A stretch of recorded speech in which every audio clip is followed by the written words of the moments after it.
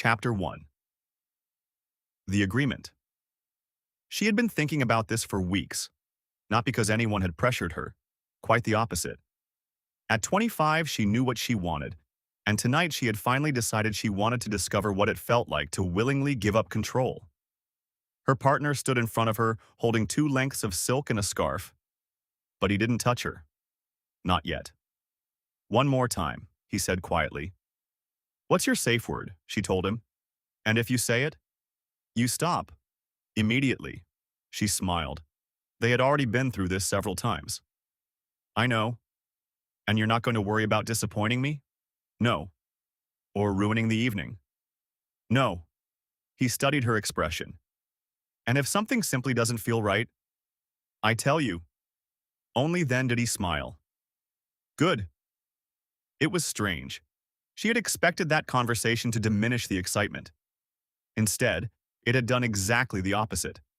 There was something intoxicating about knowing precisely where the boundary was, and knowing that he would respect it without hesitation. She looked at the silk in his hands. Then she extended her wrists toward him. "I'm ready." He didn't immediately take them. "You're sure?" She moved her hands a little closer. "That was me being sure." He laughed softly. Then his fingers closed around her wrists. The silk felt cool against her skin. He worked slowly, deliberately, making certain the restraint was secure without hurting her. She tested it experimentally. It held. Her heartbeat quickened. Until that moment, everything had been hypothetical. Now it wasn't. He picked up the scarf. She watched him unfold it. "You can still change your mind." "I know." He stepped behind her. She felt the scarf brush against her cheek. Her last glimpse was of the room she knew perfectly well. Then the silk passed across her eyes. Darkness. He tied it gently behind her head. She smiled despite herself. "All right," she whispered. Nothing happened. She waited. Still nothing. "Are you there?"